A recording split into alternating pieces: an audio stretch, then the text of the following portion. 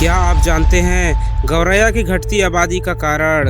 गौरैया की घटती आबादी का एक बड़ा कारण है मोबाइल टावर से निकलने वाली रेडिएशन है। क्योंकि आमतौर पर 12 से 15 दिनों तक अंडा सेने के बाद गौरैया के बच्चे निकल आते हैं, लेकिन मोबाइल टावर्स के पास 30 दिन तक अंडा सेने से भी बच्चे निकल नहीं पाते बाहर। फैक्ट नंबर 2, जानवरों में सबसे तेज आवाज़ निकालने वाली व्हेल मछली है, जिसकी आवाज़ 800 किलोमीटर दूर तक सुनाई देती है।